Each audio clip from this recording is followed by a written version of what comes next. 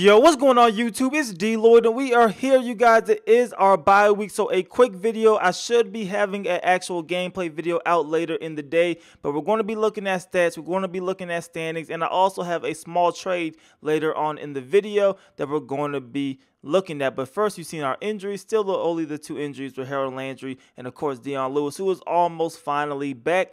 We're also going to be taking a look at scouting. So you know we are late because we imported this draft class late. So we're just going out here really just scouting people just to scout them. And Devin White is a guy who I am interested in. I think he's a beast in real life. And in the game, he looks very, very good. Now, we really don't need a middle linebacker. But Wesley Woodyard, he's getting older.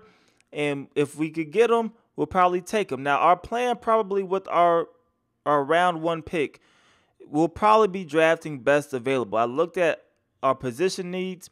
Tight ends, really wasn't any great ones available in round one. Look at defensive tackles, there's a few of them available in round one, but I'm not sure if I want to spend a first round pick on a defensive tackle. So we may go best available. We'll see exactly what happens during the draft, but it'll more than likely be best available. So you see me just scouting a lot of guys. Bryce Love, a player I more than likely won't draft, but I wanted to see where he was, because I like him in real life. So we're looking at him, and you see the B+ ball carrier vision. Elusiveness is a B, and carrying is also a B. So he looks fairly good. Of course, we'll see where this 40-yard dash and all that good stuff will be in the offseason. Now, Damien Harris, another running back who I like, he had pretty decent stats as well. Like I said, I don't plan on really drafting any of these guys, unless, of course, they start falling in the draft. And, hey, maybe we'll go ahead and we'll take a shot at some point. But I'm probably going to be drafting best available in round one. Now, we want to go ahead and look at the standings. Of course, we beat the Los Angeles Chargers in London.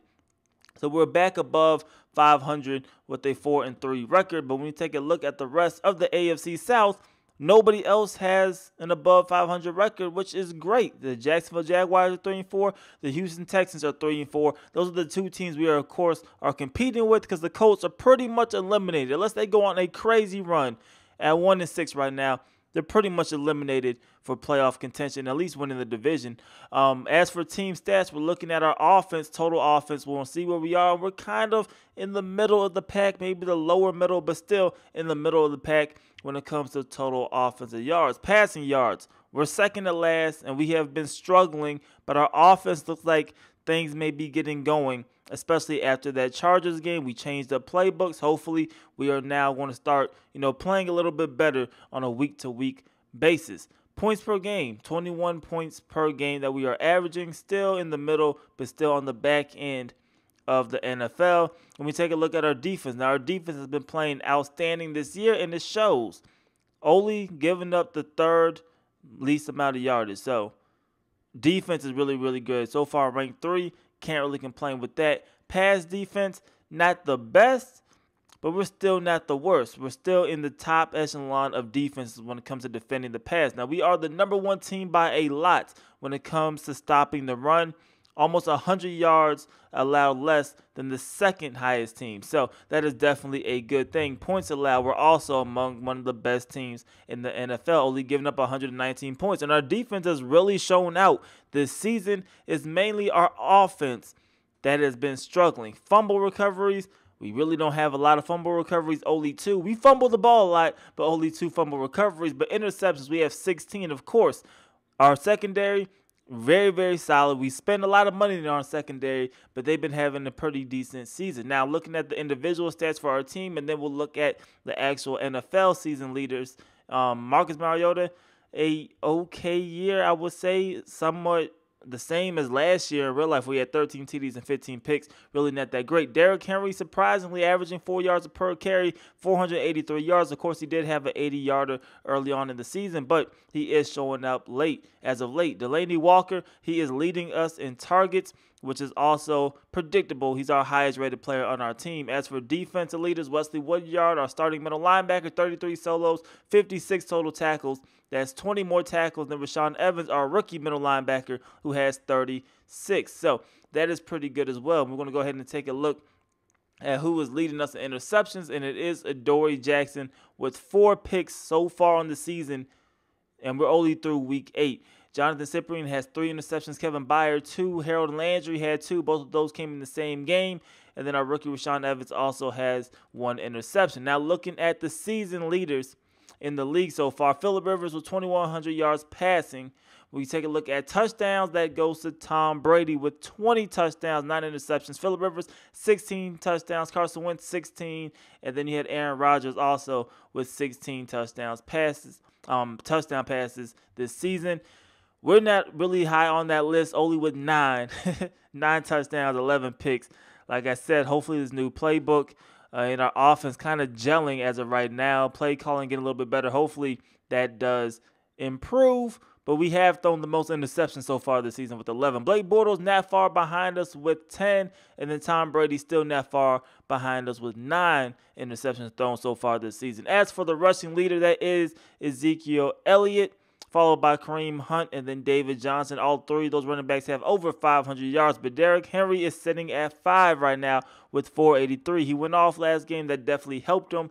And hopefully he can continue to rise up this list. Like I said, I think this new playbook is definitely going to help us, especially moving forward. Now for Saquon Barkley, he has 400 total yards, only 3.7 yards and 0 rushing touchdowns so far this season for Saquon Barkley. So that was a little shocking. As for the reception leader, it is Rob Gronkowski, a tight end leading the entire league in receptions at 45.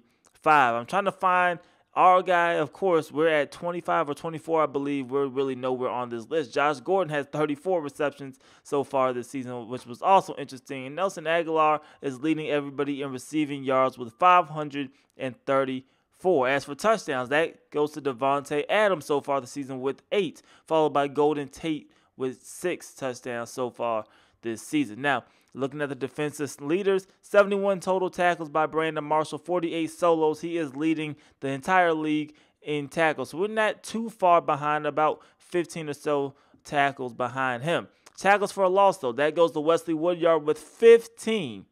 15 tackles for loss. The next leader was J.J. Watt with only 9 sacks, 9.5 sacks for Von Miller. J.J. Watt has 6 sacks so far, so both of them still doing the normal production, doing what they typically do. 9.5 sacks through half a season is definitely incredible. Eric Berry has 4 interceptions. I don't know why they're not showing Adoree Jackson, because we know he has 4 picks so far this season, but they're also going to show Raquan McMillan, the second-year linebacker. He had 3. I believe he had 1 when we played against them back in week number 1. Now, for a trade that we're going to do, just a small deal, but still a deal nonetheless that I want to do. If you don't know, I'm trying to keep it somewhat realistic, so I'm only trying to trade for people on the trade block, and I'm only trying to trade away players for offers that I get when I put them on the trade block. But tight end is a position that I do want to address, especially now with a lot of 2 tight end sets.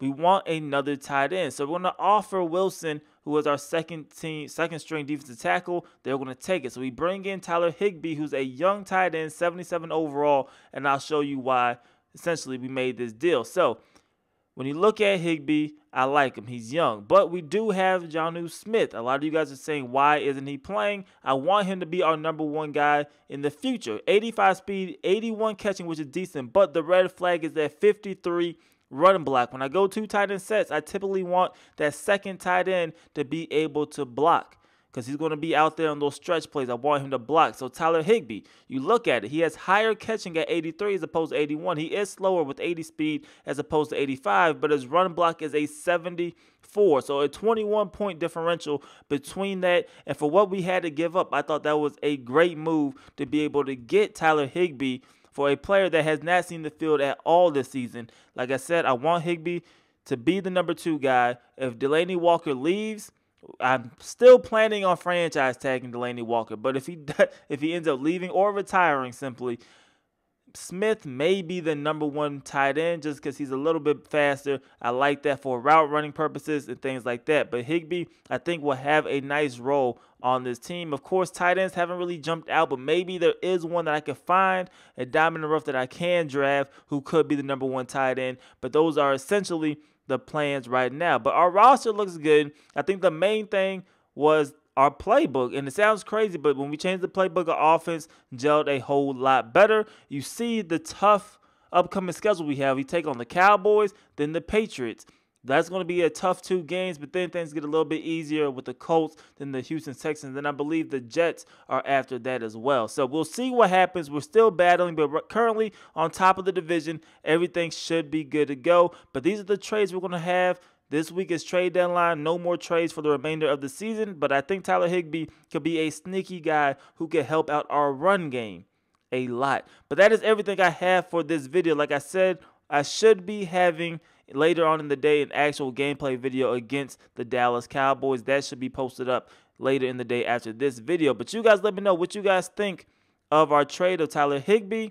And also let me know, how do you guys think we'll finish out this season? Because you've seen our schedule for the next few weeks. It's definitely going to be tough. And we're only 1 game ahead of Jacksonville and the Houston Texans.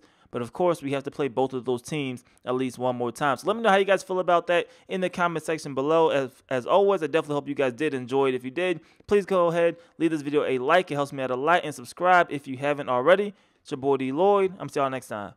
Peace.